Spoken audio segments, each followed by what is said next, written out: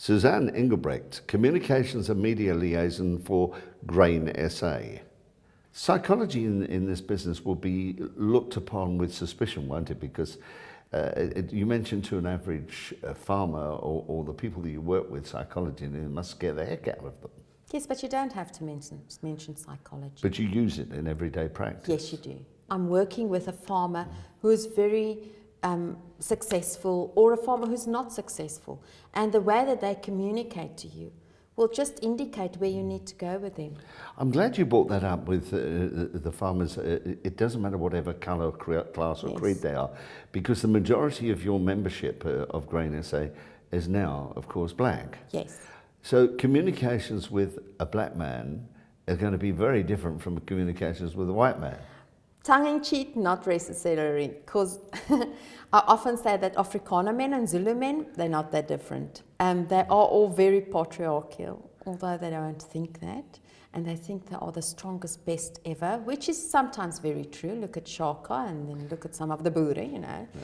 However, yes, you need to communicate differently. You need to take into account culture. You need to take into account how people grew up. And of course you need to take into account the way that our country has grown and the things that happened. The moment that you forget where we're coming from, we've got problems. Let us never forget, when you talk about male farmers, there are female farmers. Oh, for sure. Yes. There are females. Do you think they'll appreciate a sister? I don't know. I hope so. You must also remember, they also come from their subconscious. All females, males, I mean, whoever said that little baby girls need to wear pink or little baby boys need to wear blue? It's nowhere it's written, but we do that. We buy little girls dolls, and if you buy a little boy a doll, it will be frowned upon.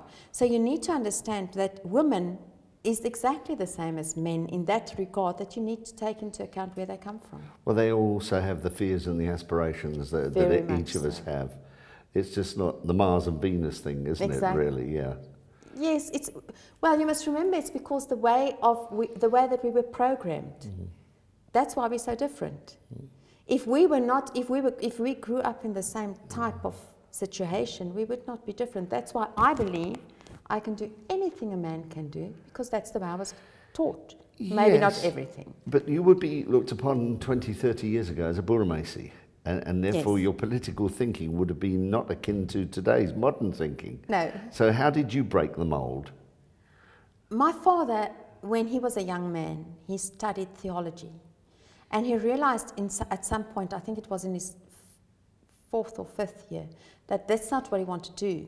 But coming from a very Afrikaner family and therefore a very religious family, he didn't know how to tell his parents, so he just went off to, then it was still Tanganyika, Tanzania, and he lived there for 5 years. So my dad was very different. My dad wasn't a typical South African white male.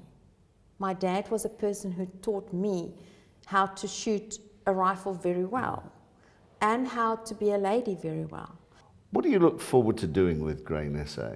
There's one thing that, and I've got that, not instruction, mandate, to change perceptions, and that's what I really want to do.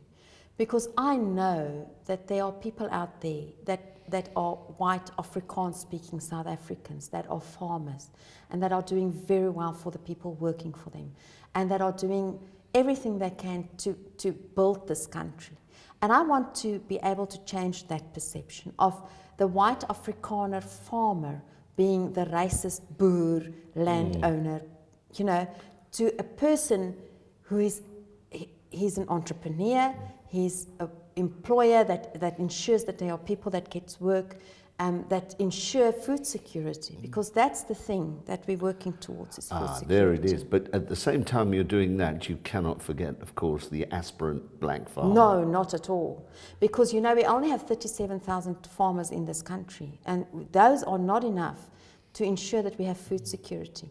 And if we are not food secure, we will have riots. We will have people that rises up. It's been happening since Marie Antoinette's time. And she was such an idiot to say, give them cake. She doesn't understand we need grain for cake. Well, thank God we haven't got a guillotine here. Yes, well, that's finished now. So what we need is black farmers to become successful commercial farmers. to be able to contribute to food security. Do you think government understands your intentions? I hope so. I think they do. We are currently trying to build a good relationship with government to indicate to them that we are apolitical. We don't belong to anybody. We belong to the people of the country. How do you feel about this summarisation of what it is? And I remember talking to Tina Jomet Pedersen on this very subject, and ridding that title boer and making it farmer now, because what they called the boer, the government that exists today, 20 years ago, when they first came to power almost, many of those boers would be 80, 90 years of age, and many of them handed the farms over to their sons. So we've got a very different farmer we're talking to today than it was then. So the new breed, if we can call it, of farmer is saying to government, am I wrong here? We want to talk. Of course we want to talk.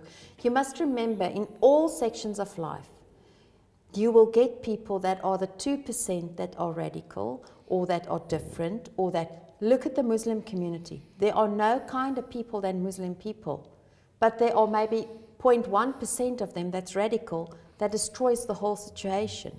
So we need to understand that the younger farmer realize that he's a businessman. He's a businessman ensuring that people can eat.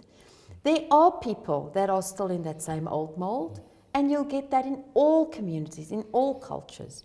However, Grain SA is there for everybody. That's why we are the ones driving the recap program.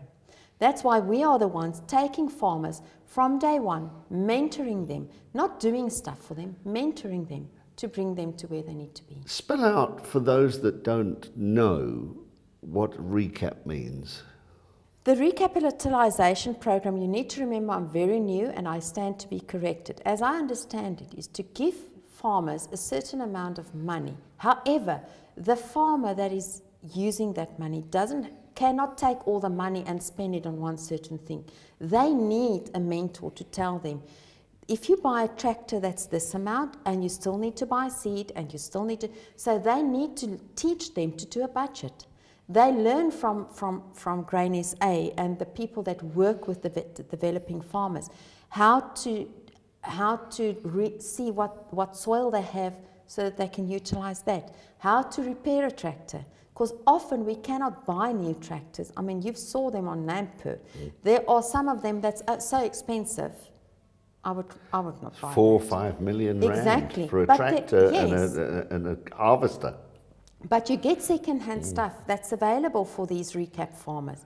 And we are very much working with them to ensure that they become sustainable. That's what we need. We need people that's sustainable, that not only produce for themselves, but also for the country. So as a media person, you're talking about education more Yes. than anything else. Yes. And part of your job will be to educate. And to inform.